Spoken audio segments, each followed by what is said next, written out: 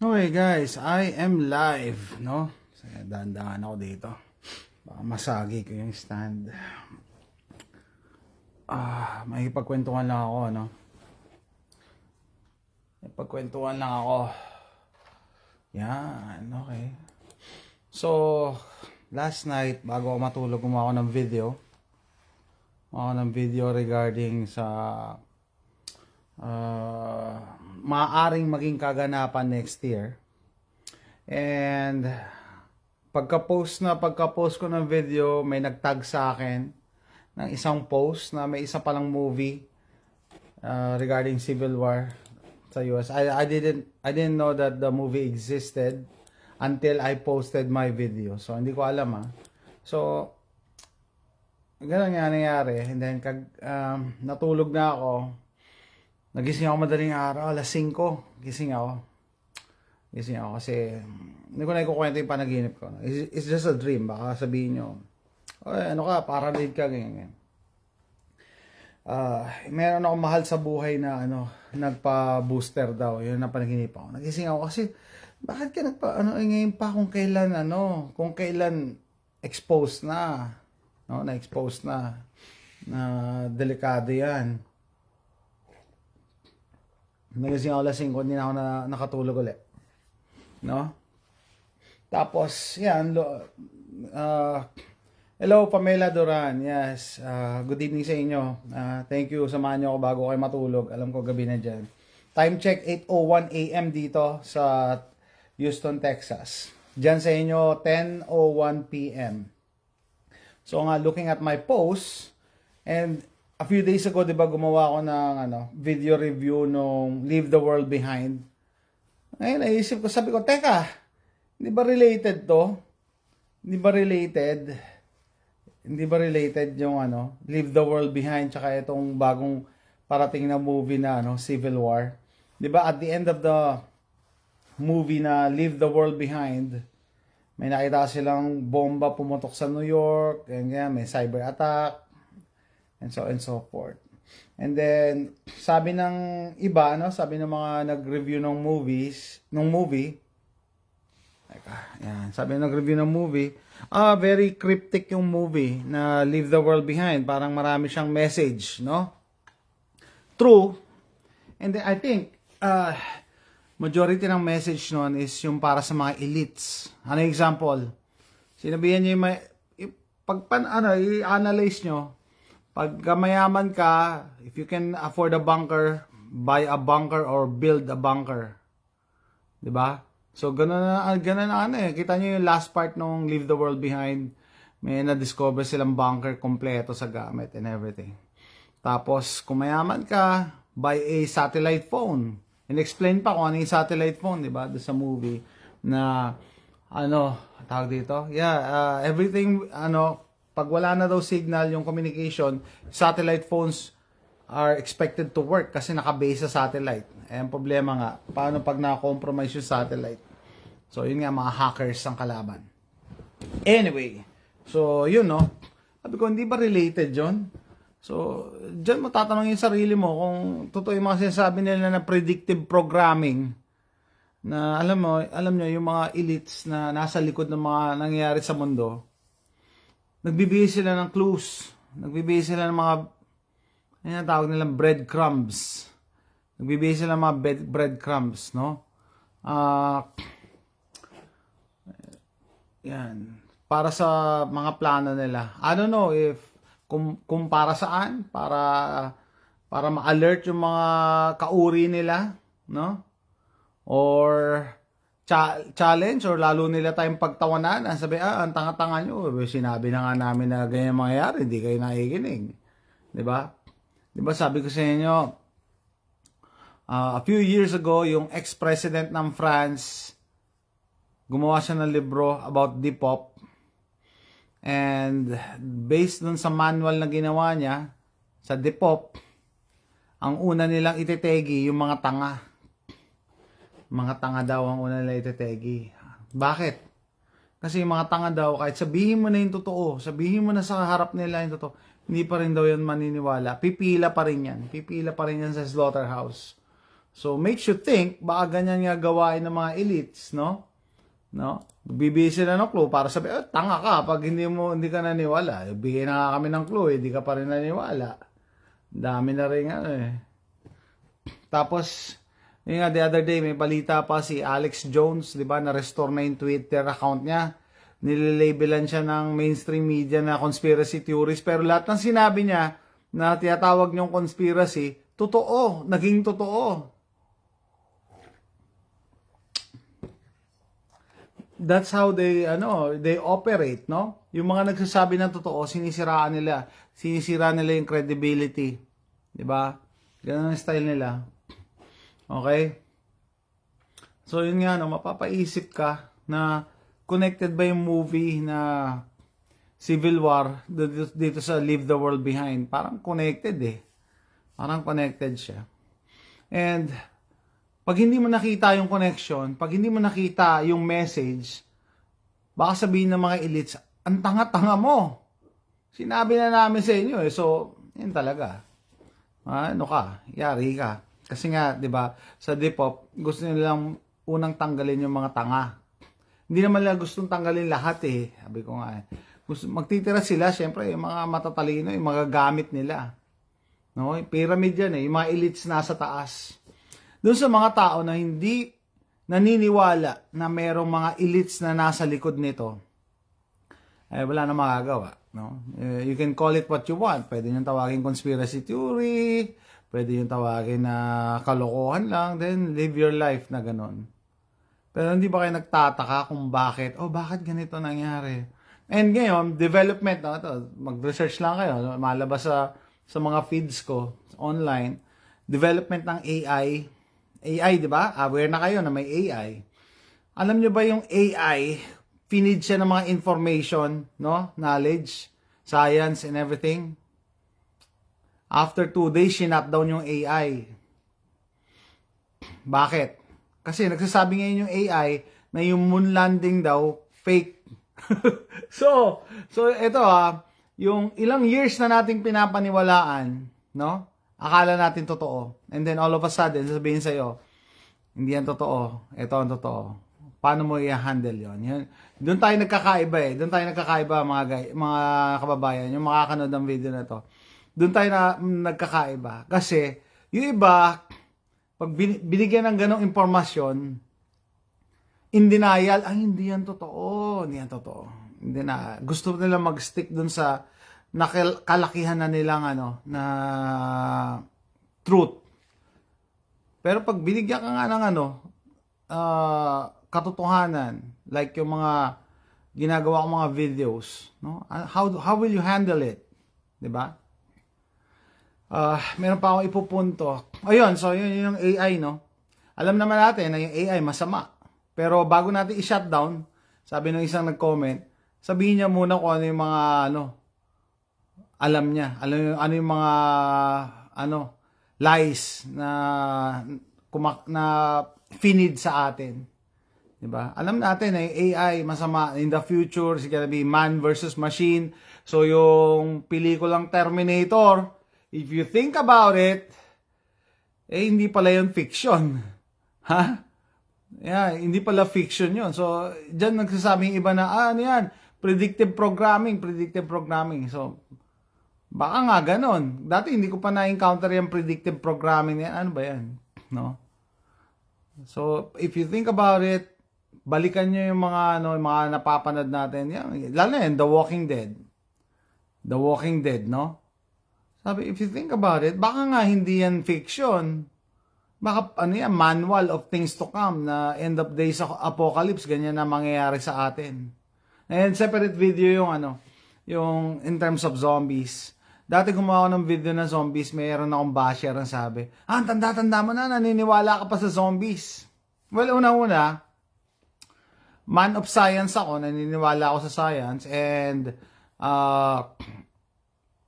yung science, it goes both ways, no? Two-way street yan kung gusto mo kung magpatunay na pwede magkaroon ng zombie apocalypse, patunayan mo rin na hindi pwede, di ba? Two-way street yan. Patunayan mo, hindi yung pwedeng, pangit ka, mayabang ka, hindi yung mga ganun na discussion.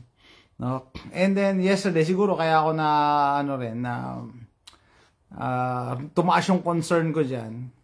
May mga nag-comment kahapon sa video ko, and then may mga sinend na link na possibility about zombies. Pwede siguro yung zombies hindi siya yung katulad ng mga pelikula na flesh eating, kakainin yung laman tapos gagayan.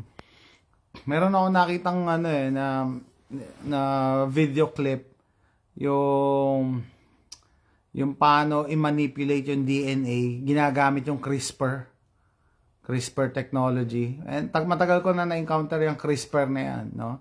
So, yung mga biologists siguro, makaka-relate. No? So, ang gagawin, mag-i-introduce sila ng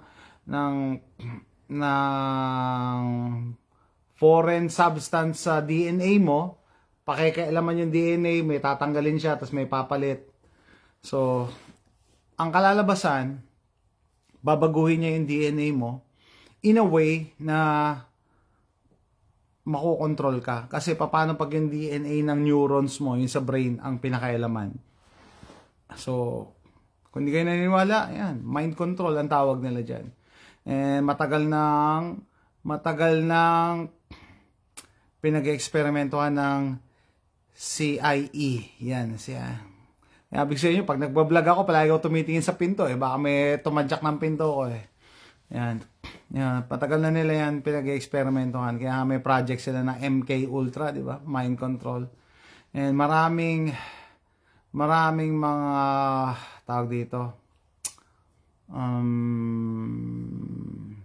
instances na ginamit nila yan, yung MK Ultra. Ultimo yung project developer ng MK Ultra, pinatay nila nung nag-decide na kumanta.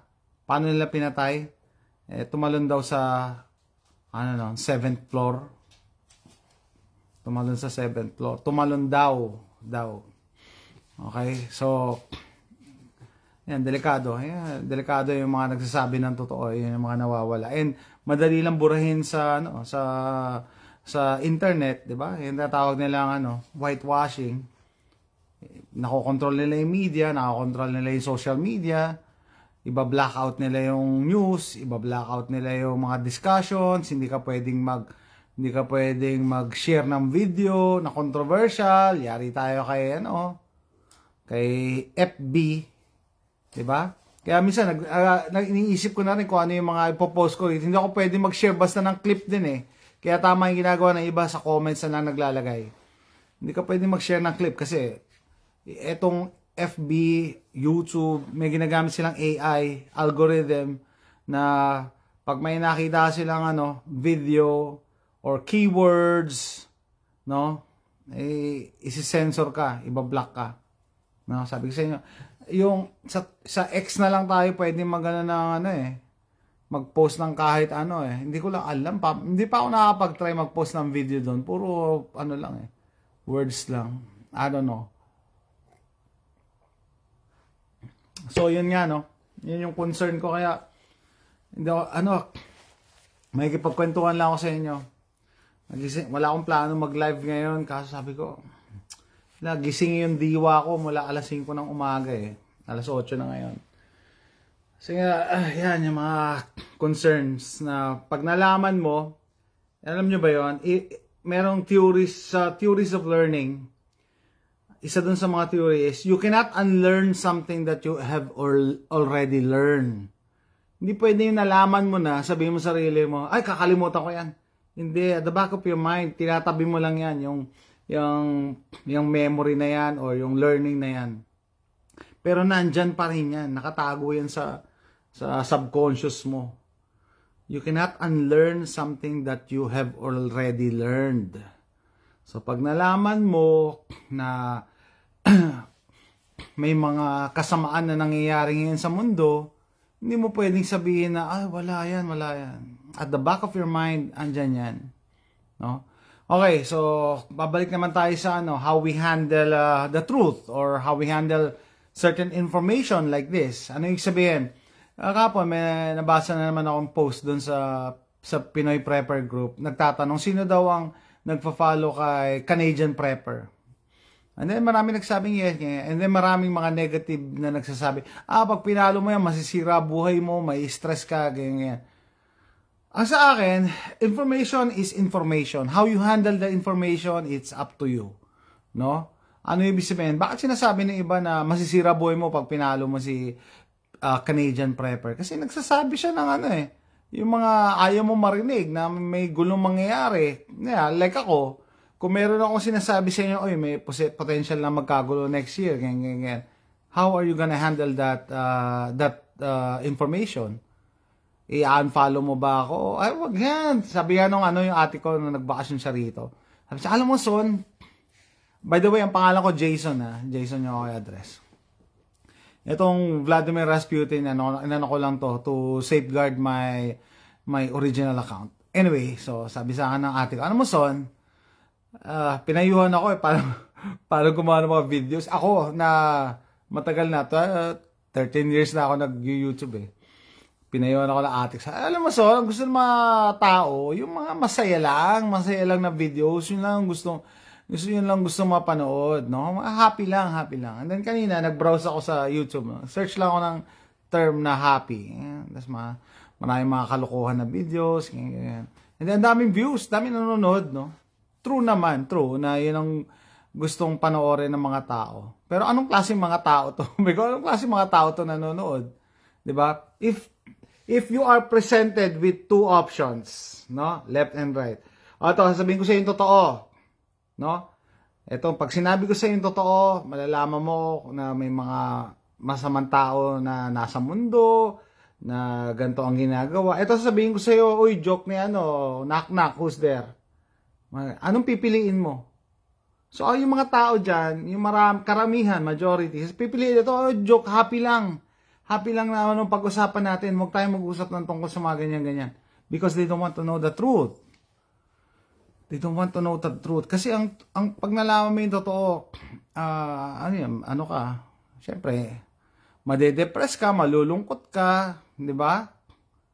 It's how you handle it, no? You live your life. Hindi ko naman sinabi matakot kayo Ako, tumitingin ako kay Canadian Prepper and then mga other posts, no? Pero hindi ko dapat matakot ako. Dapat magtago na ako sa bunker. May nagtatanong sa akin Kasi may bunker ka ba? Wala. Mayaman lang na no? I can't afford that. Hindi man ako mayaman Hampas lupa lang ako Paano ako magkakaroon ng bunker?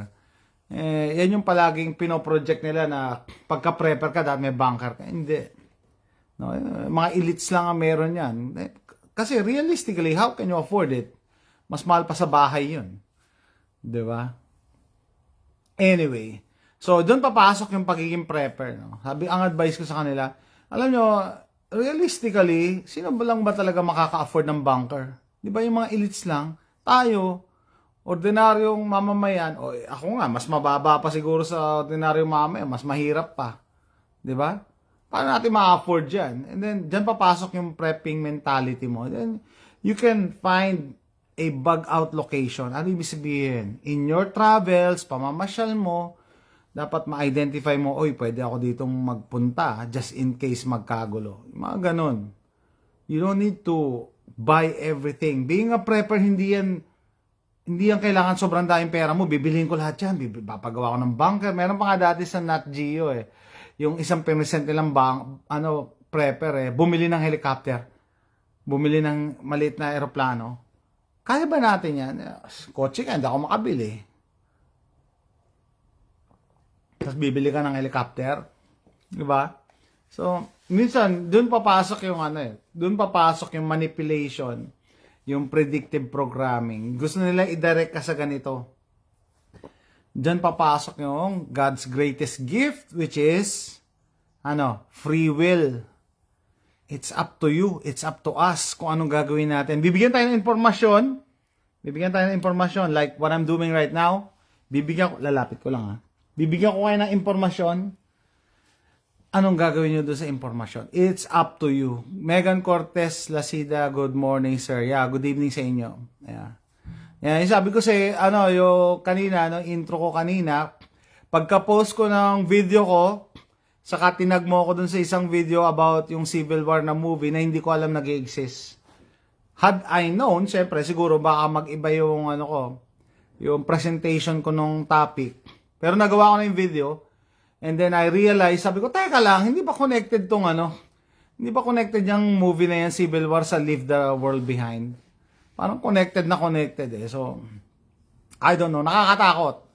Isipin na binibigyan nila tayo ng clues na, oy, ganito ang mangyayari, no? So, pag hindi nakinig tong mga aliping sa gigilid na to, madami dyan matitegi. John Lova, hi sir from Davao City. Hello, hello. Yeah, pag hindi nakinig tong mga to, marami dyan matitegi. Yun yung mga tanga.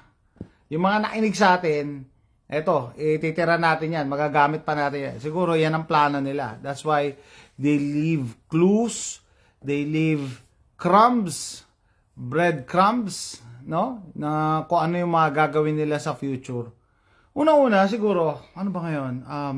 December 14, 2023. Siguro, kung napapanood nyo ako, alam nyo na siguro na merong mga elites, no? Na meron nasa likod niyan. Ano ibig sabihin? May nasa likod ni BBM, may nasa likod ni Biden, 'di ba? May nasa likod ni Trudeau. Yung mga world government, may mga nasa likod nila. Anong movie yan, sir? Okay, yun nga, no? Leave the World Behind. Ginawa ko ng video the other day. And then kagabi, gumawa ko ng video, yung possible mangyayari next year. May nagtag sa akin ng movie, Civil War, A2, anong title nun? May movie daw na parating next year din, Civil War. Ang ano, kaya pinin ko sa comment, Civil War, official trailer, A24. A24 ang title. Ashita, blessed evening bro, everyone. Yan. So, yun yung title. A24. Civil War, A24. A, 2, tsaka 4. Oh, yun. Nakakatakot. Kasi, doon sa movie na yun, America, yung pa pala, meron pa pala akong insert doon. Kaya ako kinilabutan eh. Kasi, sabi ko sa inyo, hindi ko alam na nag-i-exist yung movie na yun. Walang balita. Hindi ko may mga preview. Wala akong nakikitang gano'n. And everyday, nasa internet ako. Kaya nagulat ako. May movie palang gano'n. A24. Ito ang breaking news sa inyo, no? Kaya ako kinikilabutan eh. A few days ago, pinafollow ko si Benny Johnson, no? Sabi niya, last night, yung Texas, isang vote away na lang to secede from the US. Ano ibig sabihin? Aalis ang Texas sa US, guys! Hihiwalay ang Texas sa US. Ako kinikilabutan. Sabi ko, ano to? Parang, puzzle piece na lahat, nagmamatch siya. Alam nyo ba, may planong umalis ang Texas sa US? Hihiwalay? Magiging sariling bansa ang US, ang Texas? Nakakatakot, di ba? Kaya kinilabutan ako eh. Kasi nung una kong napanood yun, yung balita na yon, hihiwalay ang Texas sa US. No? Anyway, nung unang panahon naman talaga, sariling bansa ang Texas. Malaki ang Texas, kaya niya magsarili. Tapos naging part siya ng US. Ngayon, nagbobotohan pala dito sa Texas, no, to secede from the United States of America. And then may lalabas na movie na ganito, no, Civil War, magkakampi daw yung Texas sa California. May comment lang ako nabasa kanina na kung gagawa kayo ng movie, gawin yung realistic. Hindi pwede maging magkakampi ang California at Texas kasi yung California, I'm sorry to say, mga taga-California, alam nyo to, andyan yung dyan ang home base ng mga liberal Democrats eh. Yan yung mga ayaw sa Texas eh. Diba? Pero, doon ako kinabahan, kinilabutan na, teka lang, di ba, the other day, may balita na hihiwalay ang Texas sa US. Guys, nakakatakot yun, no? So, Civil War talaga yun. Sabi ko, noong una ko nabalitaan yun, na planong magsisid ng Texas sa US, pinagkibit balikat ko lang, hindi yan matutuloy, hindi yan papayag kasi magkaka-civil war talaga, hindi papayag yung United States na humiwalay ang Texas, no? Hindi yan papayag, pero ayan, nagbobotohan na pala dito sa Texas, no? So yun yung mga behind the scenes na hindi naman natin alam, hindi naman binabalita eh. Hindi yan binabalita kasi alam nyo, kontrolado ang media eh. Sino ba yung mga may-ari ng media corporation, 'di ba? 'Di ba? Isang ano lang yan, isang pamilya lang yan or dalawa, tatlong pamilya. Sila lang din yan. Yan yung matatawag natin mga elites. So nakakatakot yun. Imagine niyo guys. Tapos may gagawing pelikula next year. Meron na palang ginawang pelikula. Next year ipapalabas Civil War A24 ang title. Doon sa pelikulang yon, magkakampi yung Texas sa California against the United States of America. Doon sa flag ng Texas sa California, 2 star lang. So 2 state magkakampi. Nakakatakot kasi maganda kung foreign enemies ang dumayo dito. Pero ang problema pagka civil war, kasi yung last civil war dito sa US, 'di ba? Madugo din, pare-parehong mga Amerikano nagpapatayan, 'di ba? North and South nagpatayan pala. So nakakatakot. So ibig sabihin, we have the same firepower. May sarili pares kami na armas, no? I don't know kung sino lang makakalaban ng Texas, no? Pero if the time comes, kanina inisip ko, ano kaya yun? Yung sa movie, magkakampi nga naman yung Texas sa California, pero which is unlikely. Kasi yan yung lugar ng mga galit sa Texas, ayaw ng freedom, andyan mga taga-California eh. Sabihin nyo, bakit ayaw ng freedom? Gusto nga nila ng gun control eh. Gusto nga nila ng censorship eh. Diba, dyan nakabase ang Google, dyan nakabase ang FB. Sila andyan yung mga ng social media. Kaya nga diba, galit na galit sila kay Elon Musk, kasi si Elon Musk, umalis sa California, tapos lately, tinanggal niya yung headquarters niya dyan sa California, lilipat niya na sa Austin, Texas na. So, usap-usapan dito na yung Austin, Texas, yun na magiging bagong Silicon Valley. No, andyan magiging techno hub na yan. Andyan na yung mga yung mga technology firms. So ayan, actually California ang talagang andyan yung mga anti-freedom, anti-American, andyan yung mga communists. Sa totoo lang. Sabi ko, ano nangyari sa Florida? Dapat kakampi ng Texas ang Florida. Diba? And South Dakota. I don't know. So, yun, nakakatakot yun, guys. Anywhere, kahit nasa Pilipinas ka, no? Kung sakaling magkaroon ng civil war din sa Pilipinas, diba? Nakakatakot. Yun yung mga bagay na araw-araw pinagdadasal ko na sana hindi mangyari. No? Kasi unang-una may pamilya ako eh. Contrary to what others think of gun owners. Ano ibig sabihin? It's sad na may mga Pilipino na nag-iisip na porket gun owner ako, ang tingin nila sa mga gun owners na katulad ko, trigger happy na gustong mag-alarambo, naghanap ng opportunity para magamit yung barrel namin. Diba? Para ang tingin nila ganun. Actually, ilang taon na akong gun owner eh. Sa Pilipinas pa lang, gun owner na ako. Since year 2000, hindi ko makakalimutan eh. So, 23 years na akong gun owner. No? Hindi ako excited na gamitin yon. Hindi ako excited. Bakit? Siyempre, merong repercussions pag ginamit mo yung barrel mo. Meron kang legalities na kailangang daanan. And ayaw natin yan. Unless talaga kailangan. So, yun nga, kami contrary sa mga iniisip ng mga walang barel, na masama ang tingin sa may mga barel, hindi po kami excited gumamit ang barel. Hindi po. Di ba? Kasi nga, meron pa ako yung na-attendan kong training, no? Ang sabi, pag ikaw, gun owner, ginamit yung barel mo, kahit ma-acquit ka, talo ka pa din kasi legal expenses mo. Tapos yung stigma sa'yo, mawawalan ka ng trabaho, mawawalan ka ng mga kaibigan, akala nila killer ka na, ganyan. Masira ang image mo. So, sinong gusto ng ganun? Elon Musk seems to be on the good side for now, I guess. But if you look at his plan on microchip, yun nga sinasabi ko sa inyo, guys eh. For now, I cannot judge him for things that he has not done yet, no? For now, ako tinitingnan ko lang siya, okay, ito pa. Ito yung yung ginagawa ni Elon Musk na advocate siya ng free speech. 'Di ba? Don't judge him yet. When the time comes, siguro. Pero with regards to Elon Musk, na-expose yung vulnerability ng na-expose yung vulnerability ng mga Tesla niya doon sa movie na Leave the World Behind.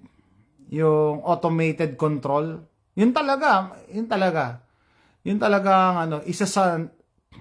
yung pinaka pala, number one na ayaw ko sa mga ganyang EVs, electric vehicles, no? Yung automation, yung automated control. Gusto ko, I will be the master of my fate, the captain of my ship. Ayoko yung iba nagpapatakbo. Kaya yung, meron mga klase sa California, no? Kaklase ko ng high school, pinost niya, palagi niyang pinopost sa FB niya na ganyan, yung kotse niya, yung Tesla niya, nagpapark mag-isa. Tapos, sila, bumabiyahe, hindi siya nagda-drive. Para sa akin, nagkotse ka, pero ayaw mo palang mag-drive. Parang ganon. So, you don't like driving. Parang ganon. Pero hindi ko sinabi sa kanya, I don't want to confront somebody on their own wall. Ako, I like to drive. I love to drive. Gustong-gusto ko naglo-long drive ako. No? And usually, pag naglo-long drive nga kami ng misis ko, kahit siya nagda-drive, hindi ako makatulog. Diba? And not that I don't trust anybody except me, pero gusto ko ako yung di ba? The master of my fate. Ayaw mo natutulog ka, tapos bababangga ka, di ba? The captain of my ship. So, similar, why I am not gonna buy a Tesla no matter what. Kahit maging milyonaryo ako, hindi ako bibili. Yun nga, ulitin ko sa inyo yung sinabi ko doon sa pamangking ko, no? Bumili siya ng bagong-bagong Nissan Rogue. SUV yun ng Nissan, wala yun sa Pilipinas. Tapos yung binili niya model, yung may technology package na pag naka-online palagi. Ano ibig sabihin? Well, nung naplatan siya, nag-email sa kanya yung Nissan, no? Na, in-email siya. Sabi ko, paano nalaman ng Nissan? Naka-online daw siya eh. Naka-online yung kotse. May naka-hook up sa Nissan. Sabi ko, ano yan? Di malalaman nila kung magtatago ka. Alam nila kung nasaan ka kasi palagi ka naka-online pala. Sabi, ba't naman ako magtatago? Hindi naman ako kriminal. Wala naman akong ginawa masama. Paano nga? Paano kung nagmo-monitor sa'yo yung kriminal? Diba? But if you think about it, paano pag yung nagmo-monitor sa'yo o nagko-control ng kotse mo, yun ang kriminal. Yun yung may masamang intensyon. Ikaw, wala. Inosente ka. Kasi gusto mo lang magtrabaho, mabuhay. Yung mga masamang tao. Una-una, guys, at this point, mag-usap muna tayo. Ethics. Dati ako nagturo ng ethics, no? Pero hindi ko sinasabi magaling ako. Ang gusto ko lang i-establish yung premise. Do you believe in good and evil? Dapat ma-establish muna yan eh. Naniniwala ba kayo na merong masama, may mabuti? Kasi, pag hindi natin na-establish yan, ano pang sense na, di ba? Wala lang, ka lang, para ka lang, nagpapaagos ka lang, sumusunod ka lang sa agos. So, pag na-establish mo, naniwala ka, syempre, may naniniwala ako, may good, may evil. Okay, so kung na-establish natin yan na merong good and evil, is it possible na yung mga evil persons, syempre, dahil masama sila, gagawa sila ng mga bagay na masama. And, hindi ka nila sasabihan. No? Sabihin nila, masama ako, ganito gagawin ko. Hindi. They will execute the plan para makagawa ng more damage, the most damage they can do. No? Kaya di ba, yung kunyari, bobombahin nila yung isang building, i-announce ba nila, parating kami dyan. Hindi. They will just, parang ginawa nila sa Twin Towers dati, di ba? Pinuno nila ng explosive yung isang sasakyan, tapos dinrive nila sa parking lot. Nila in-announce, yun ang point ko, nila announce. So, pag na-establish na natin na mayroong mga masamang tao, gagawa sila mga masamang bagay. And then yung mga masamang tao na yan, hindi nila yan i-announce and hindi sila magpapakita sa inyo unless, yun nga, last minute na. Ano ibig sabihin? Yung mga, dito pa, establish natin, no, na yung masasamang tao, hindi sila yung may mga peklat ng X sa mukha, no? Yung mga buruga mukha, may mga peklat. Hindi. Minsan yung iba, gwapo, magaganda. Nagtatago sila. Yun yung facade nila eh. Sabi ko sa inyo, di ba? Pag masama ka at kailangan mong gumawa ng masama, kailangan itago mo yung intention mo. So, magpupustura yan. Mga makikinis ang kutis niyan. Naka-Amerikana, magaganda. PNY Prepper is my English channel. Ito talaga yung bread and butter ko. English channel. Yan yung English channel ko. In the future, gagawin ko na ang sarili kong brand yan. Yan. So, yun nga sasabi sa inyo guys, no? Yung masamang tao, nagtatago yan. No? Tinatago nila yung kasamaan nila, yung intentions nila. Maganda sila magdamit. Mga gwapo, magaganda. Pero masama ugali nila. Diba? Kasi, it doesn't make any sense na masama ka na nga, ang sama pa ng itsura mo. Malayo ka pa lang, Cora, good evening po sir sa lahat. Okay, good evening sa iyo. No? It doesn't make any sense na masama ang intention mo, masama ugali mo, masama pa itsura mo.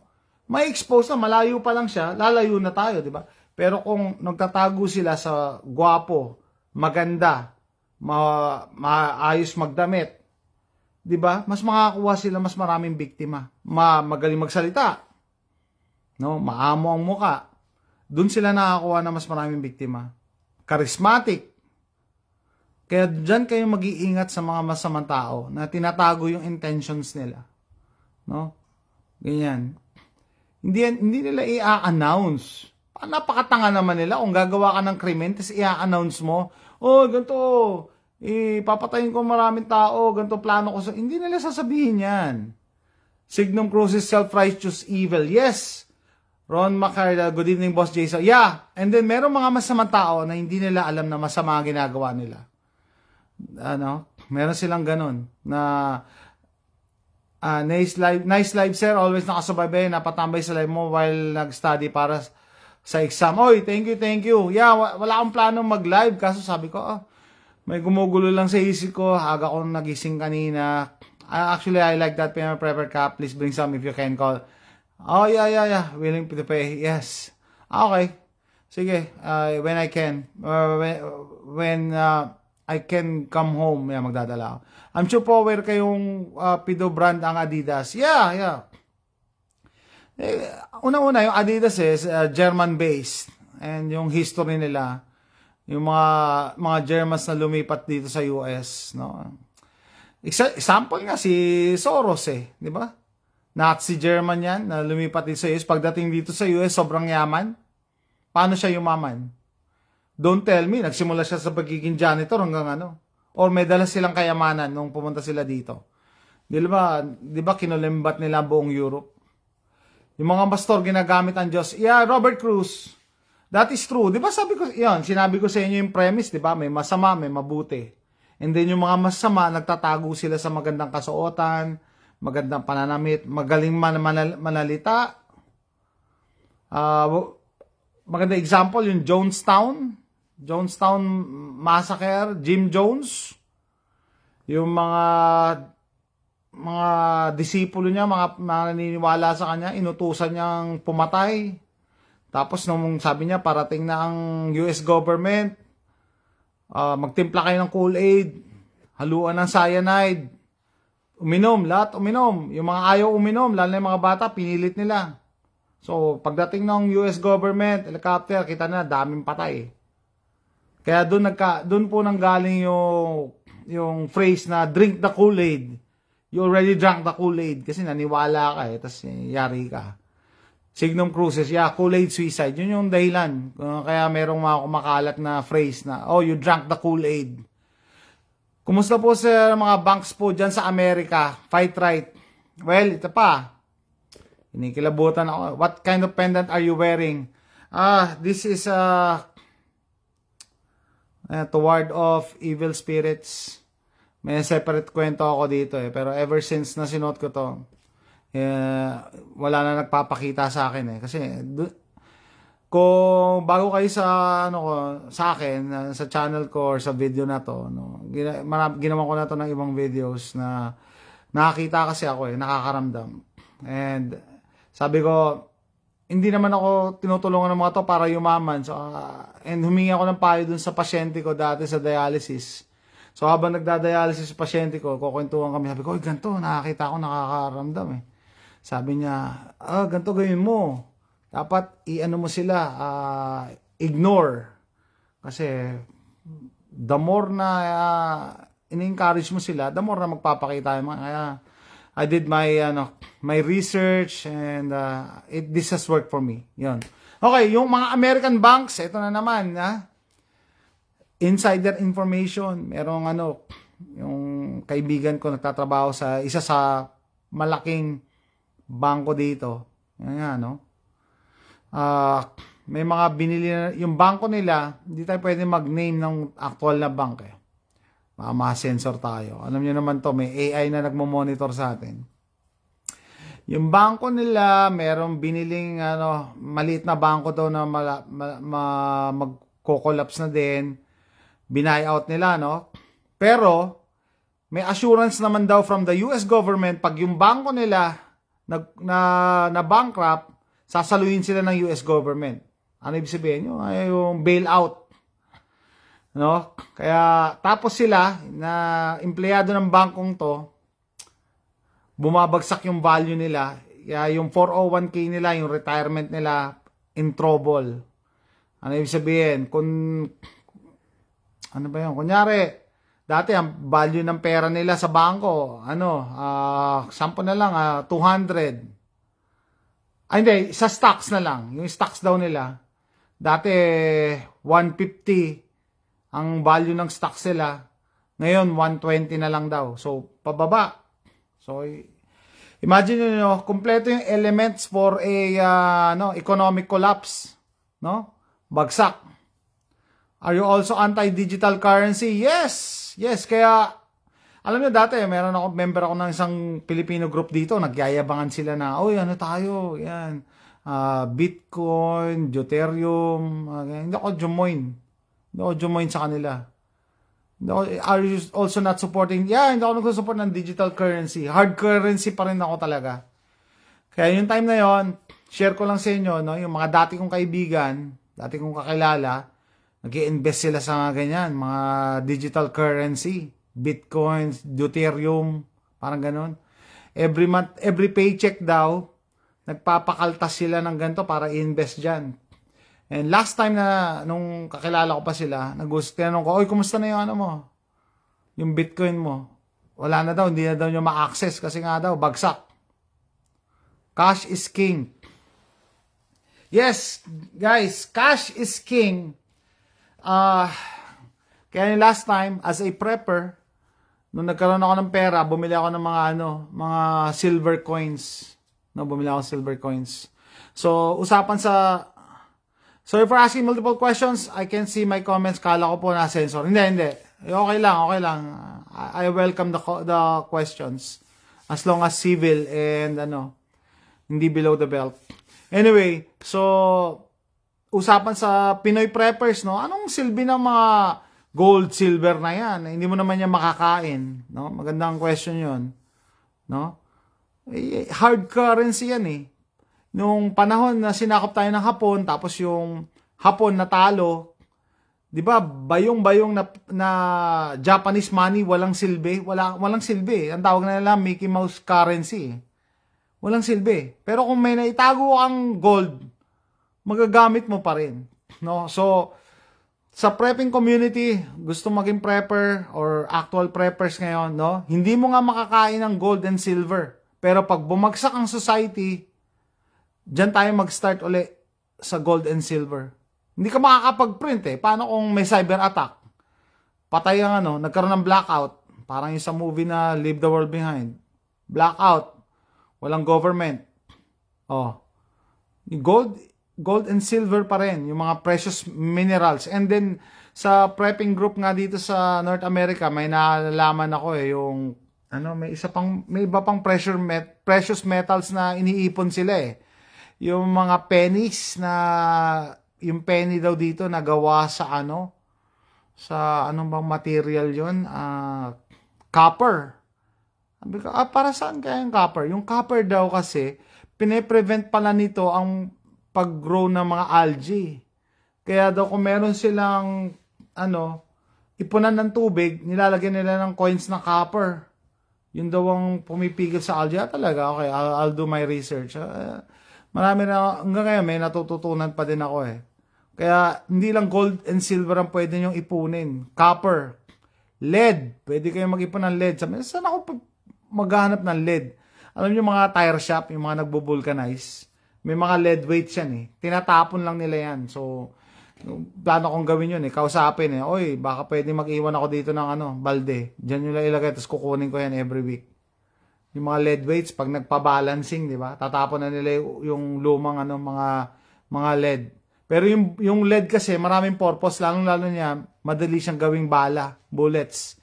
Bullets, cigarettes, canned goods, good for trading in case of collapse. Yes, yan pa pinag-usapan ngayon no, sa mga prepping group dito sa North America.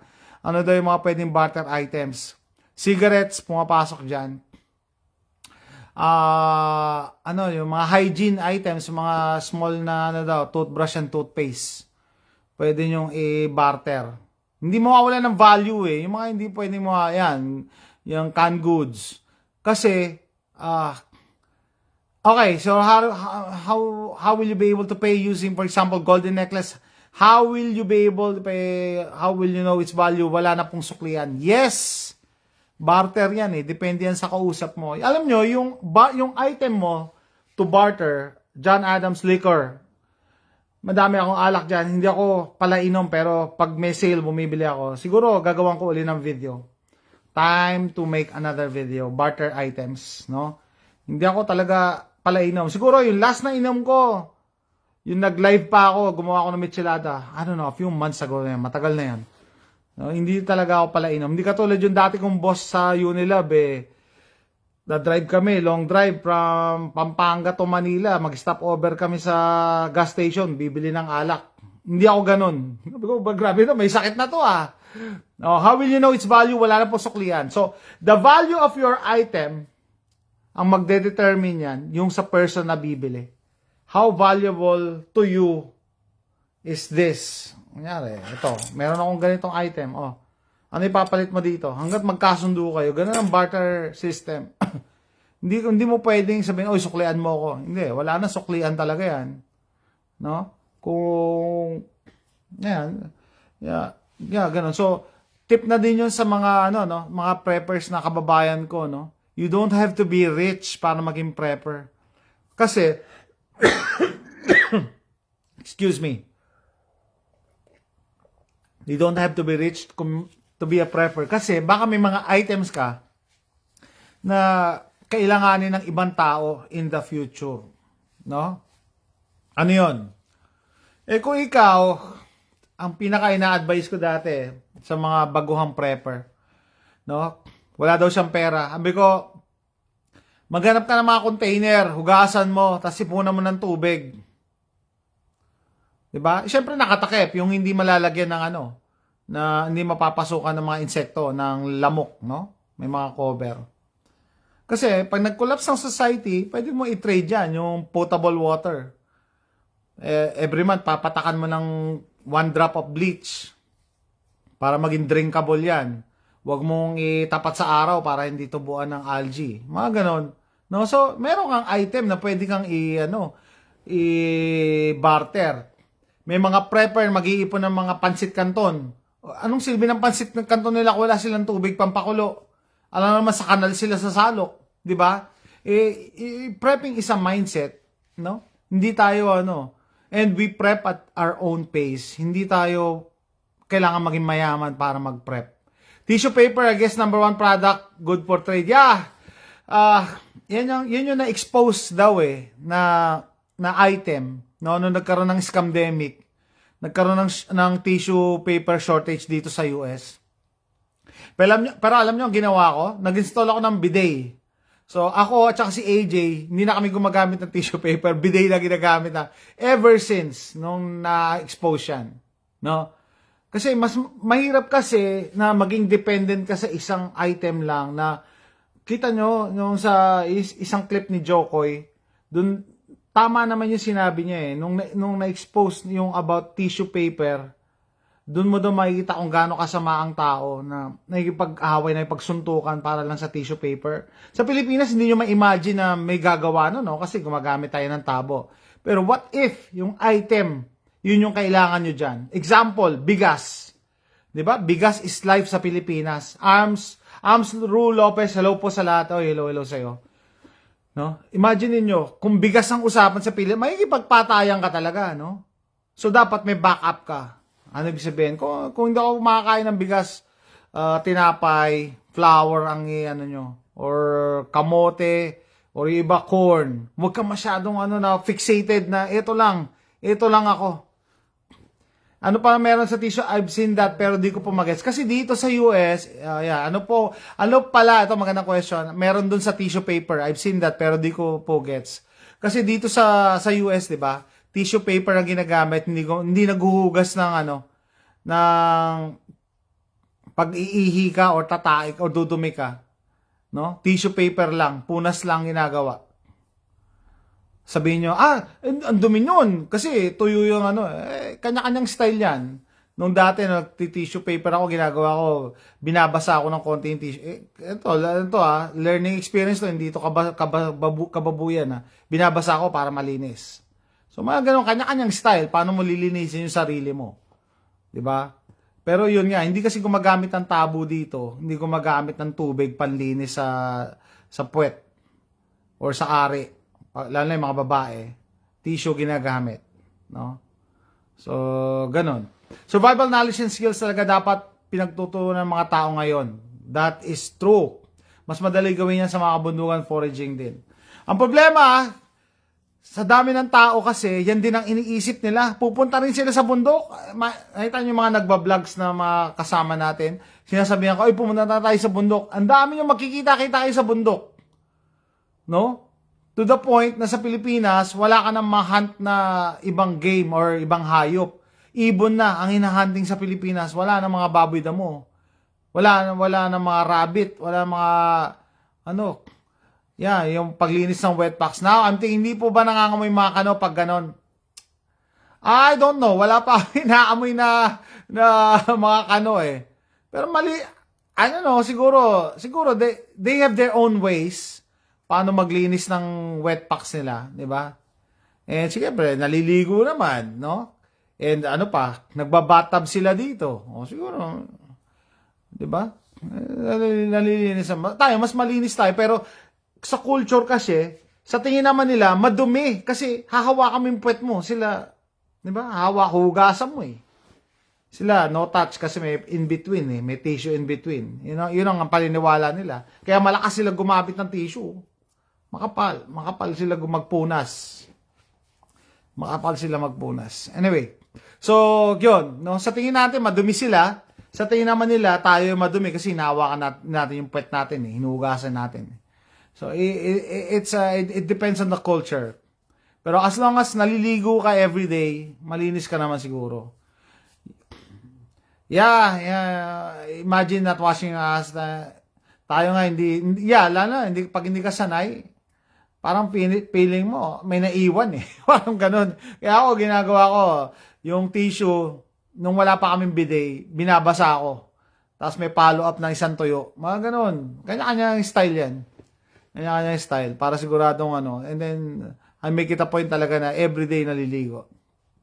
And then yung shower namin, shower head, hose yan. Pwede mong gamitin spray sa katawan mo. Yan sa puwet. Para talaga malinis ka pag naligo ka. And then yung ibang mga Amerikano nga, di ba, nagbabathtub pa, nagbababad. So, kanya-kanya. As long as maliligo ka. Ang malupit yan, mga Indian, no? Mga Indian. Kasi, kwento lang sa akin ng kaibigan ko, no? Yung kasama daw nila Indian, no? Nakadedicate talaga yung isang kamay nila panlinis ng puwet. So, kung kaliwa, pagkakain daw sila, inuupuan. Tapos kakain lang isang kamay. Ganun sila, no? Kanya-kanya talaga ang culture, no? Paano, how we clean our behind. Kanya-kanyang culture. Anyway, yan. Balik tayo dun sa sa prepping items. May nagsuggest, yan nga, cigarettes, kahit di ka nagsisigarilyo, pang barter. Playing cards, guys, mga baraha. Chekwa sa Taiwan, ganyan din po na sa puwet. Well, we have to accept it na hindi lahat Pilipino. Ano sa inyo, boss, sa back to tribo? Ano yung back to tribo? Back to, ano yan? Hindi ko maintindihan. Back to tribal? So, yun nga, no? Ano daw? Playing cards kasama na pwede nyo i-trade. In times of societal collapse, if I can go back 2020, I'll get rich by selling diatabs. Balik tribo. Balik tribo. Ano masabi ko yan? Napapanood ko yan. No? May mga kasama tayong nagbablog tungkol dyan. It is ideal, pero ang tanong ko dyan, no? Who's on board? Who is on board? Balik tribal culture. So, yan, napan ko yan. Sila Al Santillan. Who is on board? Sinong sasama dyan? No? Nakatikim ka na ng ganitong lifestyle. Sino ang sasama? No? Yun ang inaano ko eh. Parang it's good na merong mga kababayan tayo, pero I don't think makaka-garner yan ng popularity to the point na i-adapt sa buong Pilipinas. No? Ideal pero yan nga eh, ideal pero konti lang ang sasama. No? Ideal pero konti lang ang sasama. Lalong-lalo na yung mga politiko na natin na nasa pwesto. 'Di ba? Papayag ba yan na mawalan ng control sa inyo? 'Di ba? Papayag ba yan na mawalan sila ng ganito? Dapat magbigay kayo sa kanila through taxes. So, paano ka magbayad ng tax? Kailangan mo magtrabaho sa city. Di ba? Ganun yan eh. Cycle yan eh. Vicious circle. So, yung mga elites, yung mga nasa pwesto, mga mayayaman, hindi sila papayag magbalik. Sila Ayala, sa tingin nyo, magbabalik tribo yan? Hindi. Kasi kumikita na sila ng limpak-limpak eh. Hindi yan papayag. So, they will do everything in their powers. Ano yan? I-impluensyahan yung mga politiko, magbabayad ng mga ibang tao para hindi mag-succeed yung balik tribo na yan. Tribal balik is a sign language is going to be seriously quiet time. Yeah, tribal lang. It is good. Maganda. I-push natin dahan-dahan. Pero I don't think mag-gain siya ng popularity to the point na i-adapt ng buong Pilipinas kasi kailangan natin makipag-trade outside the Philippines. And in trading, kailangan natin gumamit ng foreign language. Kailangan natin mag-adapt sa ibang culture. Self-governance through tribal system.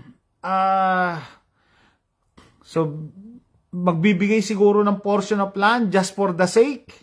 Pero, hindi nyo pwedeng ialis yung control ng national government. Talaga, I doubt. And hindi, in the future, dahil nagpapalit tayo ng pinuno, hindi nyo alam kung ano iisipin ng susunod na pinuno. Yun nakakatakot. Diba? Paano pag maging diktador yan? Ay, abolish na yan, mga tribal. Anong gagawin mo? Hindi ka makakalaban. Diba? Yan ang problema sa Pilipinas eh. Yung mga nakaupo, yun lang ang nasusunod. And then yet sila, they violate the laws left and right. Pero hindi naman sila na-held accountable. Sino bang mataas na tao diyan ng na nakulong? The oligarchs will embrace their money income. They're actually part of the CBD. Yeah, true. Yan nga sabi ko eh. Meron po ba kayong friend na member ng mga Freemason? Yes! Dami ko kakilala na dito, active yung mga Pilipino na mga Mason, Freemasons. Meron sila yung may gun club dito, mga Pilipino. No? Mga Mason sila. As in, pinopost nila sa FB nila yung ceremonies nila, yung may mga puti silang towel na may mga sign, tapos may sombrero pa sila. Mga ganun, active sila. No? Yan. So, yun nga, oligarchs will embrace their money. Pag-usapang pera, guys, masasacrifice ang culture na yan. Yung mga balik tribo, masasacrifice yan. Pag pera na pinag-uusapan, hindi papayag yan, yung mga nakaupo dyan. No? You'll be surprised na may mga tao sa Pilipinas na kumikita pala ng 5 million per day, no? And yet, hirap na hirap tayo. No? So, sa tingin nyo, yung mga ganun tao, sabihin mo na, si Atong Ang, kumikita rin yan ng million per day. Sa tingin nyo, magbabalik tribo yan? Hindi. Diba? Freemasons, alipores ng Illuminati, global cabal sa bawat bansa. Yan nga ang yan ang problema, guys, no? Yung sa tingin nyo, ganyan sila, pero sa tingin nila, hindi. Iba ang ano nila. Iba ang perception nila sa grupo nila. Iba ang perception. Sa tingin nila, nasa tama sila. No? Sa tingin nila, ito yung maganda. Yung Freemasonry. No? If you ask me, I don't know. Until you do something bad, dun kita i-judge. No? Other than that, para sa akin, it's gonna be hearsay or conspiracy lang yan. Ano ibig ko sabihin? Yeah. Kung sakaling may ginawa silang masama, then masama sila. Ano ibig sabihin? Pag nag-plot sila na, ganito gagawin natin masama, then masama sila. Pero, nakikita ko, wala sa man silang yan ang ng civil society eh. You can think, you can do, you can wear whatever you want, no? Without judgment. Self-righteous evil for their own one-world government. Yan nga masama eh. Hindi nila nakikita. Yan, self-righteous. Parang sa tingin nila sila yung nasa tama. No? At sa tingin nila, yun ang mahirap kalaban. Alam niyo ba yun, guys? Mahirap kalaban yun. Yung akala nila, nasa panig sila ng tama. No? Okay, balik tayo sa Balik tayo sa ethics. Ethics of rightness and wrongness. Paano mo malalaman na nasa tama ka or nasa mali ka? Bumalik kayo sa pagkabata nyo, di ba? Bata pa lang tayo, tinuturuan na tayo ng teacher natin, ng magulang natin, ng pare, kung ano yung tama at saka mali. Di ba? O sabihin mo na, kung hindi ka nagsisimba, wag na yung pare, yung magulang mo na lang, tsaka at mga teacher mo. Di ba, malit ka pa lang sasabi, no, bad. Yun yung introduction sa atin ng rightness or wrongness. So, pag may mali kang ginawa, di ba, pinapalo ka, pinapagsabihan ka ng magulang mo, di ba? Yun yung tama at saka mali. So, dapat wag tayong mag-deviate doon na dati akala mo tama, pero mali pala. Ano ibig sabihin? Yung accepted na tama, hindi yung accepted na tama. Ano ibig sabihin? Tama na wag kang manakit ng kapwa, wag kang pumatay. Yun yung tama. No? Huwag mong lasunin yung mga kapwa mo. 'Di ba? Yun yung tama. Huwag mong pagsalitaan na masama, wala namang ginagawa sa iyo. Yun yung tama. Rightness and wrongness. Para alam mo kung nasa panig ka ng kabutihan at kasamaan. Kaya nagtataka ako, may mga kababayan tayo, nasa Democrats, nasa liberal side. If you think about it, yung party ng mga Democrats dito, pro-abortion. Number 1. So, paano ka? Hindi ako tawag dito. Hindi ako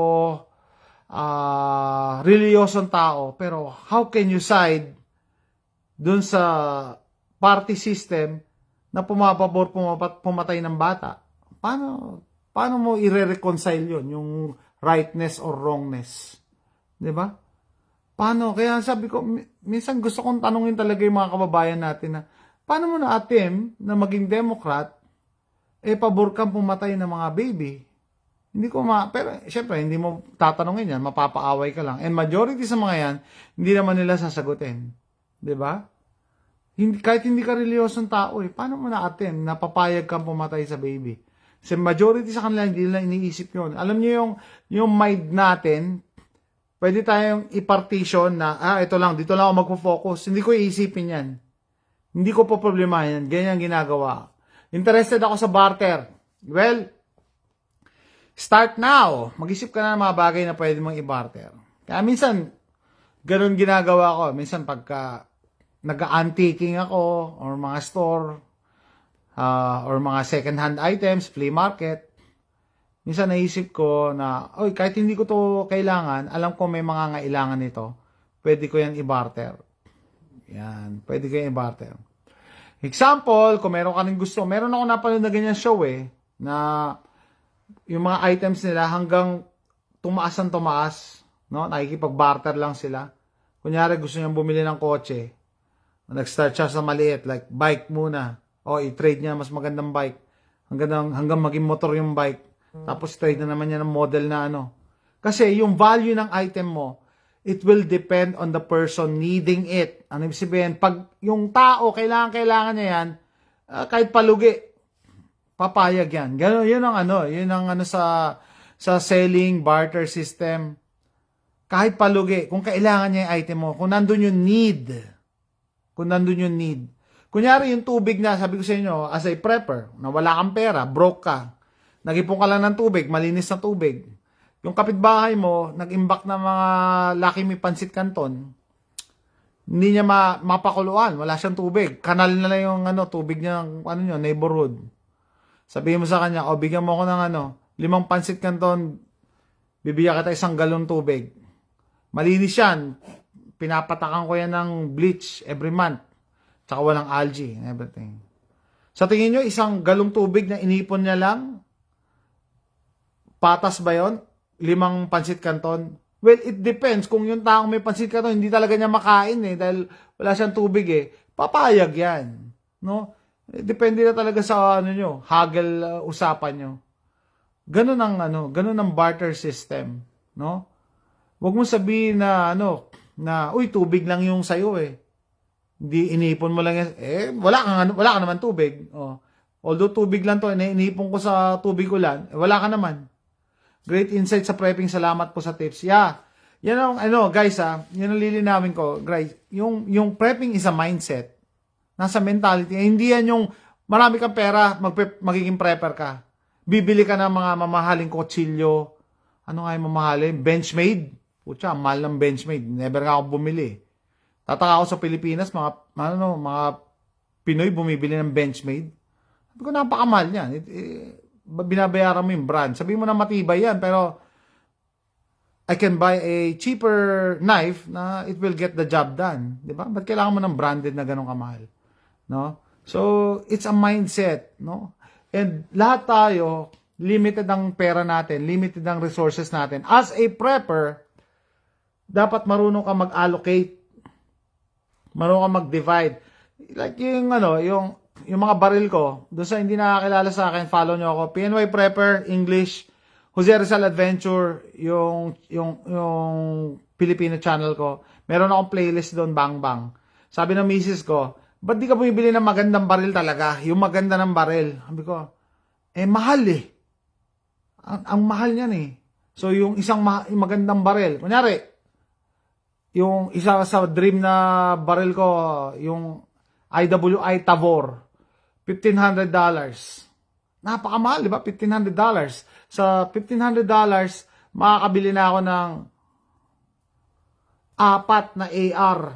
4. Almost 3 to 4 AR. Kasi minsan pag nag-sale, $399 lang, $370 isang AR dito. 4. So, di ba? As a prepper, bibili ka ba ng isang mahal o 4? Bumili ka na lang kasi pwede mo maibigay ito sa pamilya mo, sa kaibigan mo. Yan, may 4 kayong AR. Kaysa may isa kang Tabor. Parehas lang yun ang pinuputok nun. 5.56.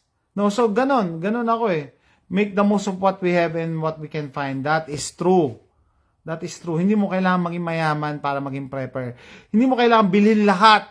No? Meron tayong natitisod lang sa daan na sa tingin mo magagamit. Example, dito sa lugar namin, sa neighborhood namin, nandito ako sa Amerika, every Saturday ang recycling day. So, yung neighborhood namin, nagbabike ako, dati, nagbabike ako, ikot ako, titignan ko ano yung mga tinapon ng mga kapitbahay namin na pwede pa. Dati may nakita ako nagtapon ng laruan, slide ng bata. Sabi ko, maganda pa to Inuwi ko. Tapos dati may inuwi pa ako na punching bag set. Ay yung may, inuwi ko. Tapos ano pa ba? Isa pang basketball ring set. Ayos pa, maganda pa. Pinost ko sa FB Marketplace, may bumili. Di syempre, yung pera na nakuha ko, magagamit ko sa other items. Ganun lang yun. Don't care, sabi ng misis. Kaya minsan, pag nagdadrive kami, nadaanan ako, pwede pa. Misis ko, inahawa ka na, wag mo ituloy. Gusto kong kunin pipigilan ako Ba't daw ako namamasura? Sabi ko, hindi naman yung basura, recycling yan Nakahiwalay ang basura talaga sa mga recyclables. And yung mga recyclables dito, yung iba pinagsawaan lang nila or hindi nila ginagamit. Tinatapon na lang talaga. So, ganun. Hindi yung talagang magkakahalo yung mga kadiri na Hindi. So, ganun ang yung sinasabi kong prepping mindset. No? Kung limited ang sweldo mo or limited ang pera mo, there are other ways to make money. No? Or minsan, hindi mo kailangan ng pera. Sabi niya sa akin, sir, wala po akong pera paano po ako mag-ipon ka ng tubig? Wala kang pambili ng mga galon, maghanap ka dyan na yung mga dating lalagyan ng mineral water, hugasan mo, linisan mo. Mas mag-ipon kang tubig. Hindi ka gumastos, di ba? Mag-ipon ka ng tubig kasi water, napaka-basic ng water. Sa Pilipinas lang, nagtataka ako eh. Every summer, nagkakaroon ng problema about tubig. Water shortage. Ba't di ka mag-ipon during rainy days? Sobra-sobra ang tubig pagka rainy days. Kaya dito sa bahay, bumili ako ng 2 drum. Pinuno ko yan, sinalo ko yan. Nung nag-uulan dito, gumawa rin ako ng video. Kung pina-follow nyo ako. Pinagtyagaan ko yan, sinasalo ko. Salo ko, tubig ko lang. Meron ako isang drum, tumutulo yung ulan. Diyan ako, tapos lalagay ko sa balde, tapos tatakbo ako dun sa 2 kong drum na taguan. Yan. Tapos yung sa property ko naman, bumili din ako mga drum doon. Nag-ipon din ako ng tubig. Yun yung bag out location ko. No? So, yun yung mga bagay na hindi mo naman kailangan talaga gumastos. Diba? Sabi nga, prepping is a mindset. So, with that, siguro tatapusin ko na yung vlog na to. Hopefully, nakatulong ako sa mga kababayan natin, no? In a way na na-entertain ko kayo or nabigyan ko kayo ng knowledge, no? Once you accepted, guys, na evil exists, once you accepted that evil exists, you will not see things the same again, no? Palaging i-consider mo yan. Hindi ko sinasabing matakot ka, maparanoid ka, no? You just need to take steps, extra steps to secure yourself, your safety. Mga anak mo. Kaya, lalo na yung bunso ko, once I found out, na-realize ko na may mga masamang tao, never ko siya pinapayagang mag-restroom mag-isa. Private, sa public place, no? Like sa mall. Samahan mo talaga palagi. Huwag kayong mag-relax. Kasi the moment na mag-relax kayo, doon umaatake yung evil, yung masasama. Mga opportunistic, animals yung mga yan eh. Pag nakakita sila ng pagkakataon, doon sila atake. And they will not announce kung ano yung intention nila. No, so that's it, guys. Hopefully, nag-enjoy kayo. And see you next time. Bye.